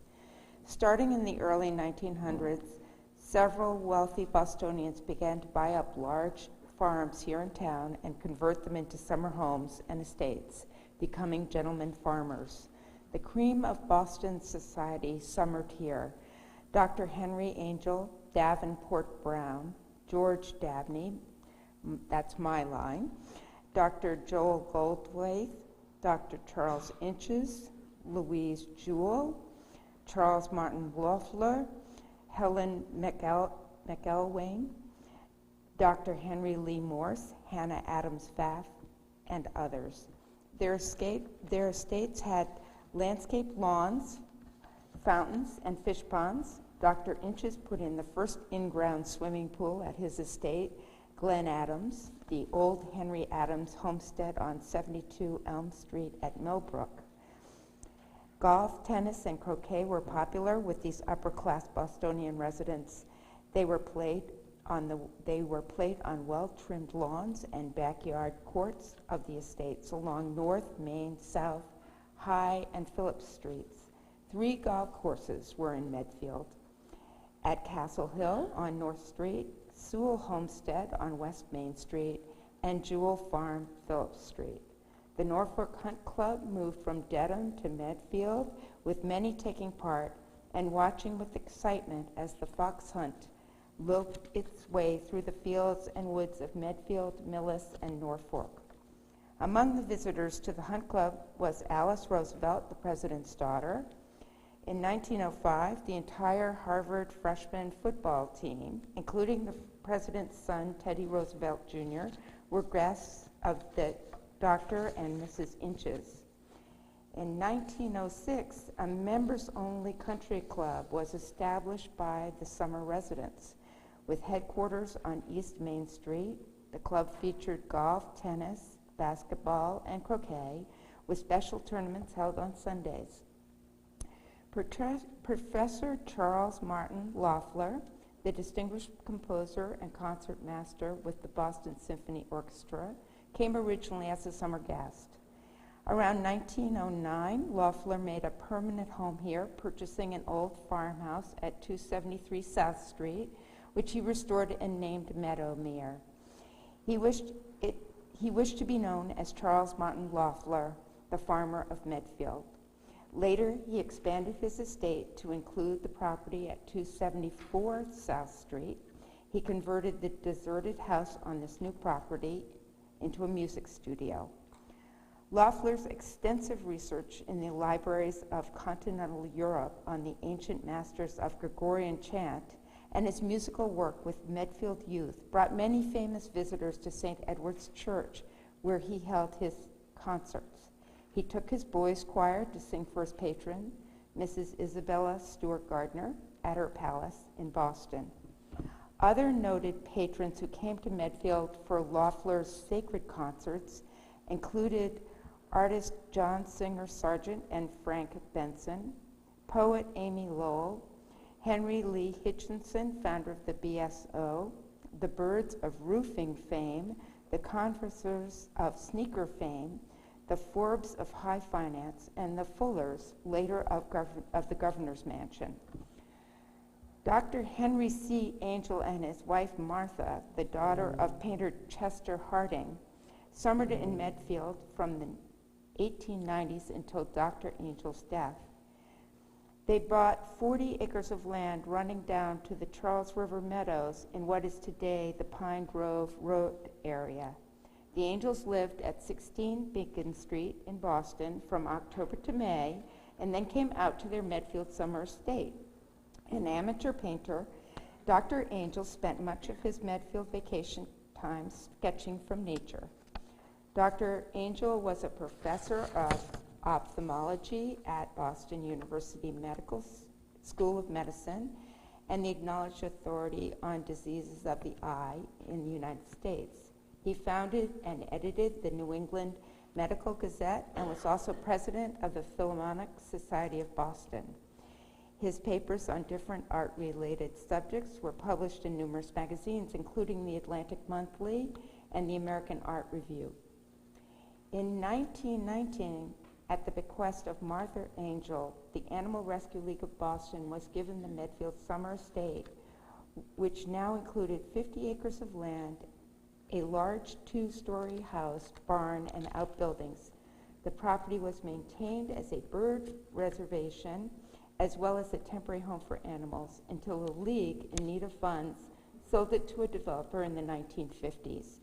The estate was torn down and the streets of Pine Grove Road, Laurel Drive, Arnold Drive, Kingsbury Drive, and Bartlett Avenue were built. Dr. Henry Lee Morse lived at 329 North Street. Helen McElwain and children Dorothy and William McElwain summered at their 55 Elm Street Holiday Farm estate while having a permanent residence at 390 Beacon Street. J.F. McElwain made his money in the shoe business when he joined with Frank Melville to form the Thomas McGann Shoe Company. In 1916, the so-called social wedding of the year took place with the marriage of Dorothy McElwain to John Cleveland Talbot of Milton. The wedding was at this church with Reverend George Gordon of the New Old South Church, Boston, officiating, and the reception was at Holiday Farm. John and Pauline Danielson summered at 22 High Street, and Davenport Brown at 49 Elm Street. Dr. Joe Goldthwait purchased the farm estate on East Main Street and later all the surrounding property, including the famed Rocky Woods. The famous Boston surgeon turned the bulk of his property over to the trustees of reservations and established one of the most impressive recreation areas in the state. Dr. Goldthwait, a strong advocate for outdoor exercise and a noted conservationist, developed a recreation program that included ice skating, skiing, hiking, and boating. There was a clubhouse with a fireplace for the skaters, a hockey pond, a downhill ski slope with a rope tow, and trails for cross-country skiing and hiking. A fire tower was brought into Rocky Woods for hikers to view the skyline of Boston, the Blue Hills, and points west. Chickering Pond was lit for night skating. Paddle boats and rowboats could be rented. Picnic tables, stone fireplaces, and grills for cookouts were scattered throughout the area. Those who remember Rocky Woods can speak firsthand about all it offered to the citizens of Medfield, young and old. After the death of Dr. Goldthwait, all active recreation was ended by the trustees of reservations. We have also come to appreciate the old adage, you don't know what you've got until it's gone. We truly miss Rocky Woods. Jacob and Hannah Adams Pfaff of Boston purchased land from George Davis and George Ellis and restored the mansion located on the property for their summer estate. Today, it is the site of the apartments on 121 North Street. Jacob Pfaff was a Boston brewer who, along with his brother Henry, owned the H&J Pfaff Brewing Company, founded in 1857. It was located on the site of the present-day Roxbury Community College on Columbus Avenue. Jacob ran the brewery until his death in 1900. The Pfaffs were quite wealthy and were entrenched in the social who's who world of Boston elite. In 1914, after the death of Hannah Adams Pfaff, all the land on the west side of North Street and the north side of Dale Street was given to the town as a gift to be used for municipal purposes only. Today, the Pfaff Center and Dale Street School sit on the old Pfaff property. The following history of the Dabney family came from Faye Dabney, who grew up in Medfield. She and I are double cousins, which I will explain later. It is believed that the Dabney family in America descended from the Huguenot leader Agrippa d'Aubigné. This French Calvinist was a well-known writer and a comrade in arms to the King of France, Henry IV. King Henry issued the Edict of Nantes in 1598, guaranteeing Protestants, mostly Calvinists, a degree of religious freedom in Catholic France. Agrippa's granddaughter, Madame de Maintenon, was secretly married to King Louis XIV after the death of Queen Marie Theresa. Madame de Maintenon, who had converted from Calvinism to Catholicism, exerted much influence over the king, particularly in the area of religion. In 1685, Louis XIV revoked the Edict of Nantes. This led to severe persecution and the emigration of about 250,000 Huguenots. Many fled to England, including Cornelius, John, and Robert d'Aubigné. Around 1716, Cornelius and John left for Virginia. This is Carolyn Dabney Stanley's line. Robert left for Massachusetts, and they changed the family name to Dabney. Robert's great-grandson, John Bass Dabney of Boston, married Roxa Lewis of Dedham in 1792. John started a business exporting American products to Europe and importing French wines to America. By 1796, he was part owner of 12 sailing ships and had taken permanent residence in France. Caught between the warring powers of England and France, John's business was ruined. The family left France in 1804. Roxa and their children departed on one ship, and John on another that passed through Lisbon and stopped over in the island of Fayal in the Azores, a 9-island archipelago in the mid-Atlantic, also known as the Western Islands. The Azores was ideal from John's perspective in terms of their physical location and their political neutrality, as they were controlled by Portugal. He chose Fayal because of its wide, crescent-shaped bay with high points of land on either end, which provided the best protection for ships arriving in the Azores. The island of Pico, 6 miles away, produced Verdelho wine, an international favorite at the time. In 1805, John set about to establish himself as a wine exporter on Fayal. John also applied to the United States government for the Office of Consul General for the United States at the Western Islands and requested an upgrade of the post to full consulate. He was appointed by President Thomas Jefferson in 1806. This is the oldest continually active United States consular post in the world. 3 generations of Dabneys over 86 years were consuls on Fayal and heads of a thriving family business there. The importance of the Azores to shipping declined in the 19th century when steam-powered ships became prevalent and reduced the necessity of mid-Atlantic stops. At the same time, the State Department questioned the need for a consulate in the Azores and restricted the consul's ability to engage in private enterprise. The Dabney family left Fayal in 1892 and returned to Boston.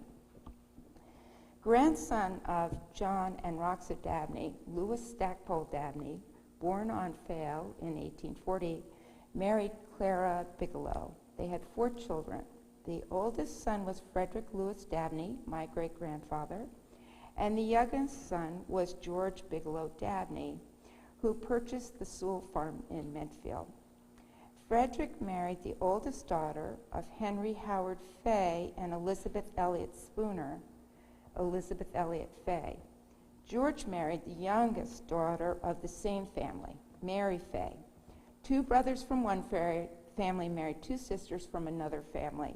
That is what makes Faye and I double cousins. George, a Unitarian, expert sailor, and graduate of Harvard College and Harvard Law School, resided at 298 Beacon Street in Boston. Mary, an Episcopalian, student of voice at the Lange School of Music, lived at 418 Beacon Street. She aspired to become a professional singer. She rode her horse regularly on the bridle path by the muddy brook along the fence in Boston.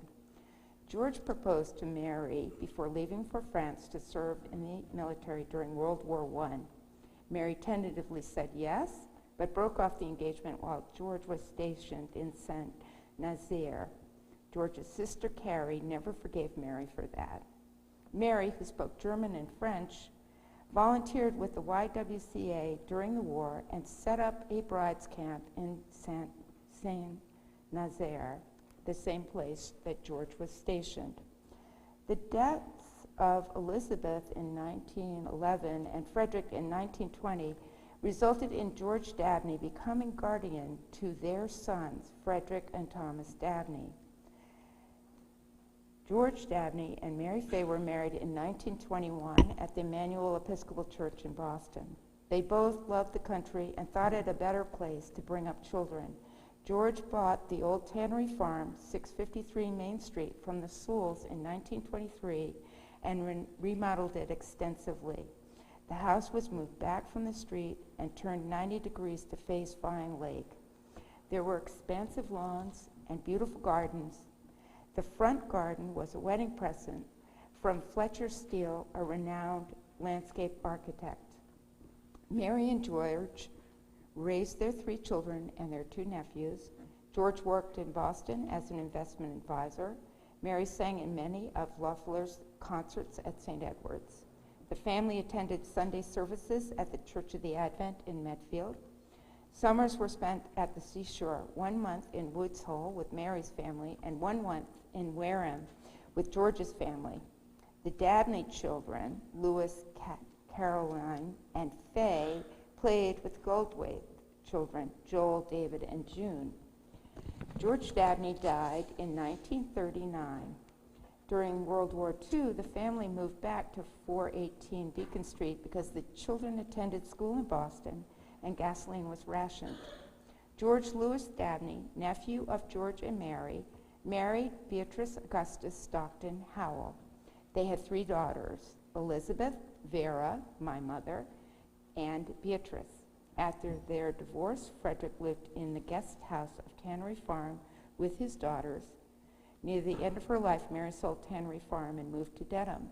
I lived in Medfield in the 1990s for about 6 years, but was unaware I had roots here. I'm thankful to the Medfield Reads Project and the Historical Society for this program. Both were the impetus for me to explore my family history.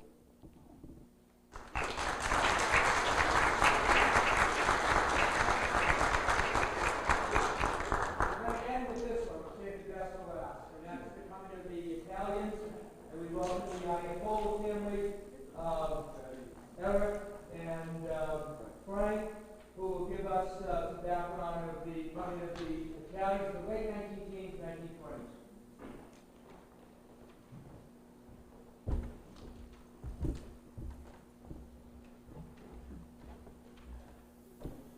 Everyone's still awake? Good game last night, and a lot of us grew up Giants fans. We didn't have Patriots back then, and I'd like to welcome Michael Sullivan as our newest immigrant, apparently.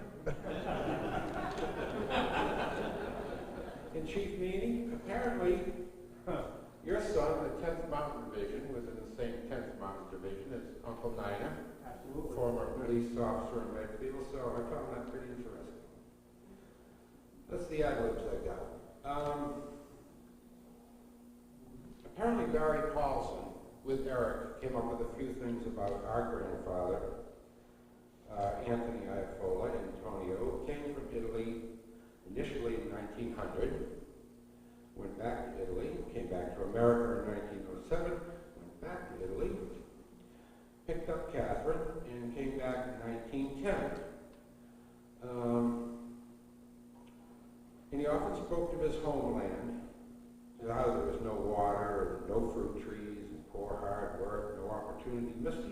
friends and family, and often wanted to return when he got older, merely to see his family, but not really to go back to the village of Rocks where he came from.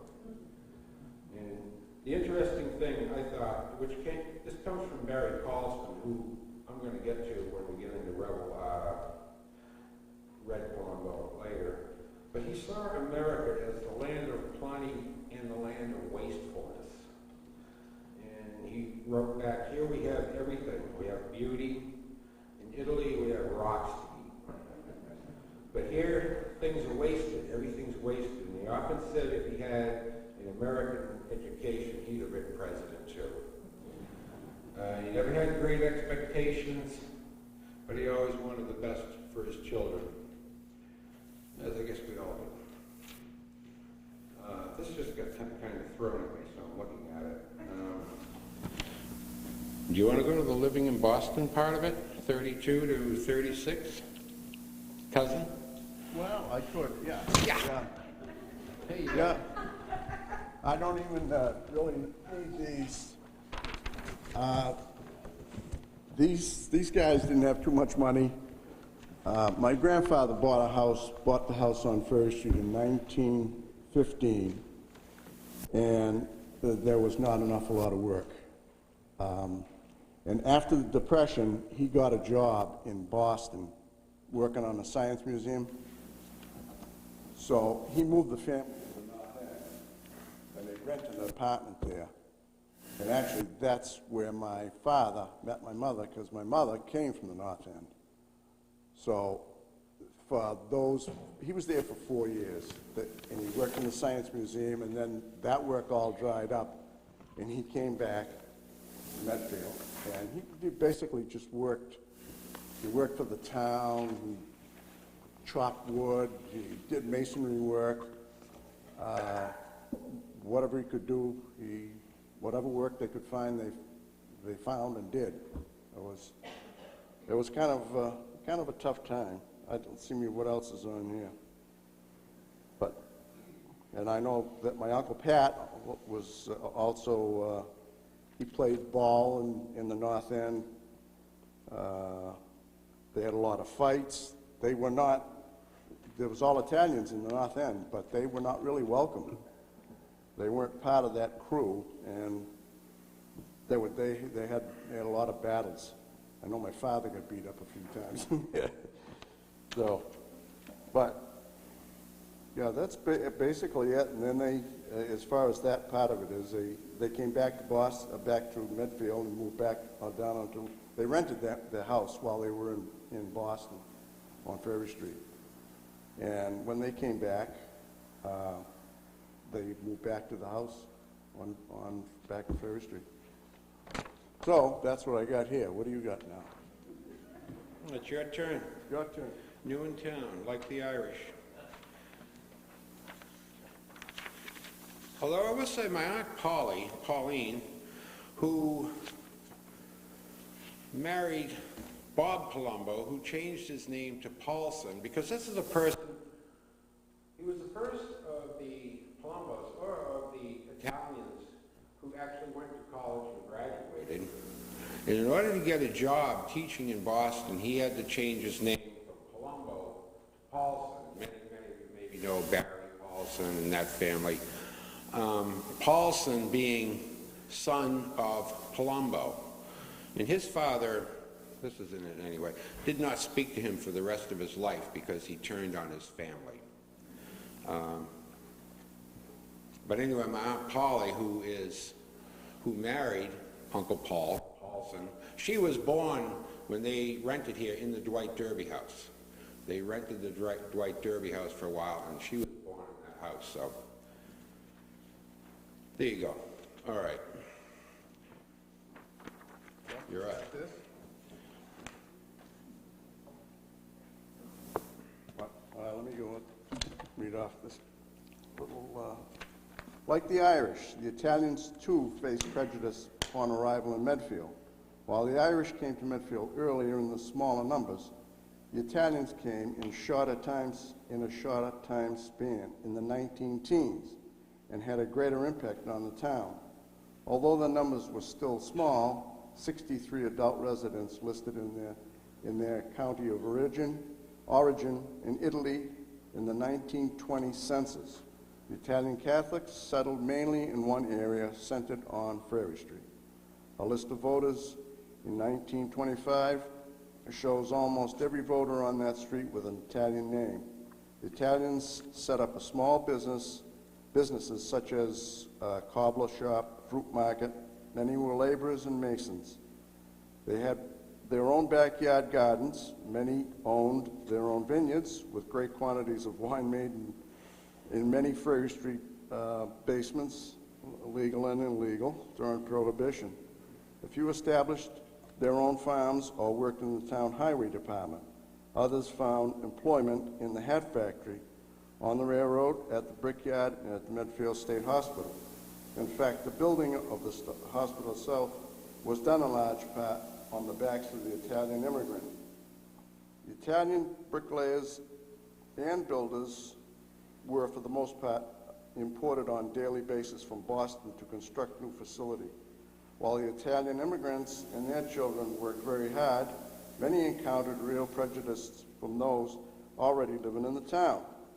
A Ku Klux Klan rally over the river in Millis in 1925 and cross-burning episode on Miller Street, where a non-Catholic resident that street started a petition to try to drive out the Italian Catholic Vassatoro family, who had just moved onto the street. The burning cross on the lawn, symbolic of the Klan, indeed frightened the family and left an imprint upon the children, but petition was ripped up by the non-Catholic neighbor, Undertaker Joe Roberts, and the Vassatoro family stayed. As early as 1922, the Klan had been active in neighboring Middlesex County and in the Worcester area, where flaming crosses had been seen. One Klan met in Worcester drew a reported 20,000 Klansmen. A large Klan rally in August of 1925 on the Framingham-Sudbury town line resulted in a skirmish and gunshots being fired between the Klansmen and a large crowd of protesters who showed up at the meeting. Again, dances at Chancery Hall, or Town Hall, and open to all in town were now frequently changed to invitation only, after many Italians began attending. This was the locals' way of keeping the Italians, or foreigners as they were often called, out of the dance. There was a new feeling of U.S. versus them that developed in this community. The Italians tried to organize into a political force around resident Angel Belmont, who acted as a political ward boss to deliver the Italian vote. But they were no match for the town's established Yankees. The town officers, like the selectman and town clerk, were always Protestant and usually elected year after year. The Catholics, Irish, Italians, or otherwise, had no political power. The town report shows names on the Board of Selectmen, as town clerk, and as town treasurer year after year, even when these officials took a year off to step down for office. They were asked to serve on communities or lend advice to the town. One example is the Palumbo family. Luigi Palumbo was born in Italy in 1874. There he married Antoinette Stella, who was born in 1876. They were married in Italy in 1899. In Italy, they had 6 children. Catalina, born in 1900, Umberto, born in 1902, Catalino, name later changed to William, as in Bill Palumbo, born in 1904, Fred, born in 1907, Bellama, born in 1909, and Rebel, born in 1911. In 1912, Luigi and Antonetta came to America. Coming first into Boston, they moved out to Medfield, buying the abandoned former wire factory building on Ferry Street, which they converted into their home. It included 4 acres of surrounding land, which became their farm. In the interview with Vincent Red Palumbo, he said that his father had his substantial savings from Italy, which enabled him to purchase the property. But after the sale in general, they grew up poor in relation to those reliving here. The family continued to grow in Medfield with Elvisia, is that correct? Elvisia? Okay. Born in 1913, Bruno 1914, and Aurora in 1916. Belila in 1917, Vincentore, Vincent Red in 1918.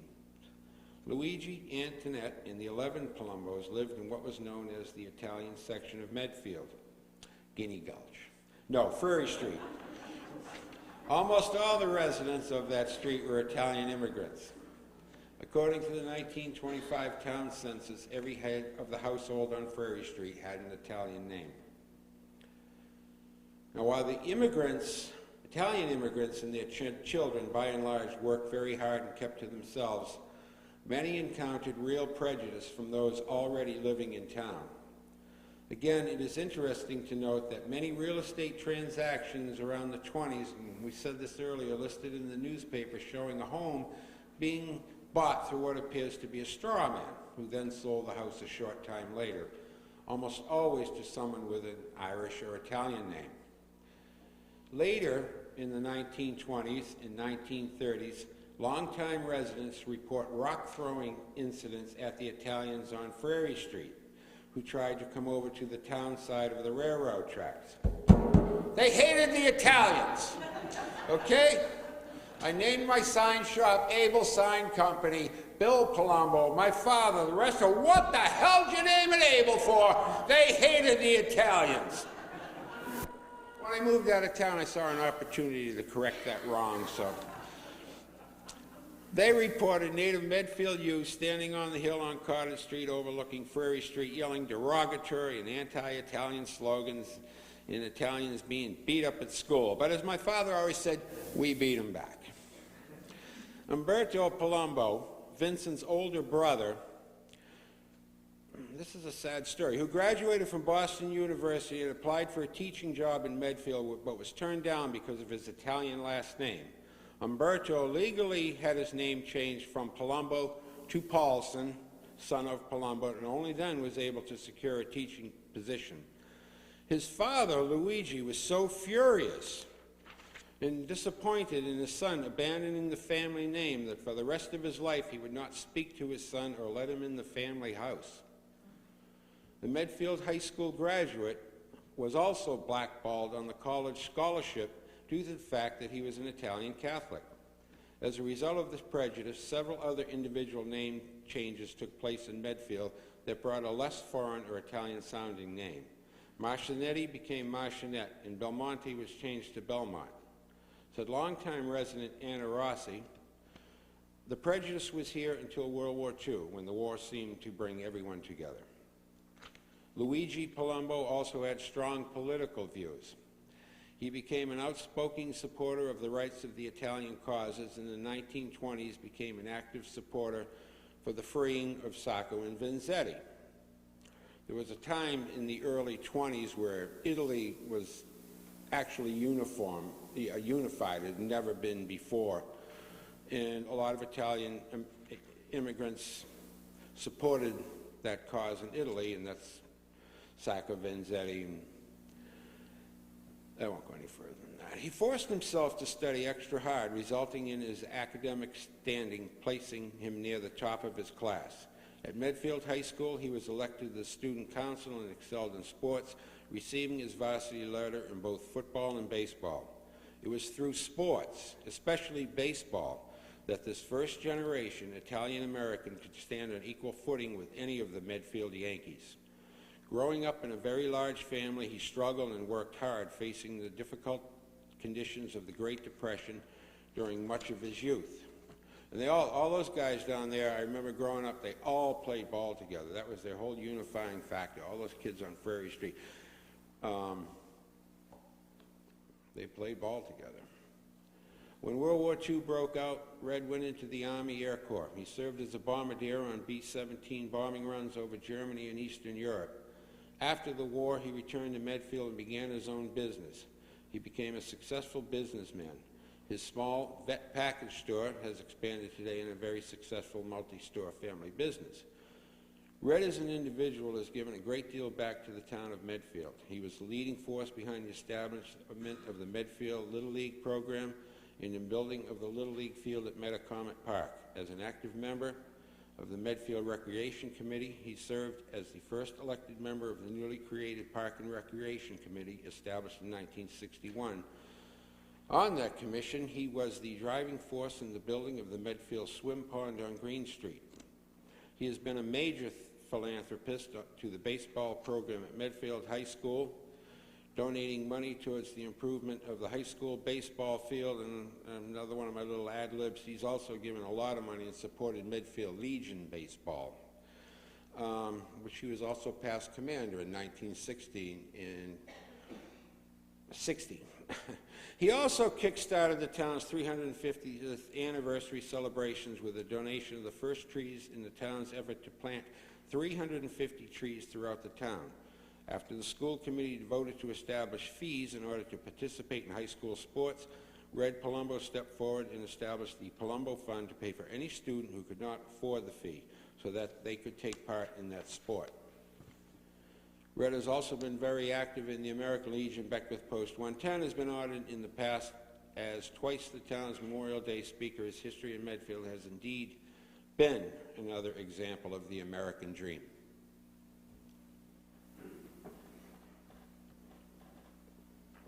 During World War II, Medfield's contribution to military service and the war had a very Irish and Italian sound to it. No one showed more patriotism than the Italians of Prairie Street. They were put in the position that they had something to prove. They would show the natives, the local Yankees, that this was just as much their country as, and they were just as much American, and would show it here in Medfield and throughout the country by listening into the war in large numbers. In fact, I had 5 uncles that served at the same time in World War II. In Medfield, names such as Belmont, Bombelli, Boyle, Bravo, Burr, Cahill, Carr, Catenacci, Galo, DeFumo, DeFrancisco, DeMeza, Doyle, DeFinancy, Flaherty, Flynn, Gentili, Gorman, Griffin, Gugliotta, Hinckley, Horgan, Iafora, all 5 of them, Kelleher, Kelly, Kennedy, Mahoney, McCarthy, Meany, Mezzanotte, Mitchell, O'Brien, Palumbo, Pettazzini, Procaccini, Rossi, Ryan, Terenzi, Vassaturo. Their contribution to our nation and their patriotism was second to none. Like Vincent Bravo paid the ultimate sacrifice, giving his life for the country of America. Vincent Bravo grew up on Spring Street and graduated from Medfield High School in the class of 1937. After Pearl Harbor, he enlisted in the Army Air Corps, where he became a flight engineer on a B-26 bomber. On June 3rd, 1943, en route from Iceland to a combat mission over Europe, his plane crashed into a mountain in northern Scotland during bad weather. All 5 crew members on board were killed. After the war, many of these same names returned to Medfield, married, raised families, became civic citizens and business leaders, and the backbone to the Medfield community and their children and the scholars and athletes in their schools. You guys are great audience. This is one.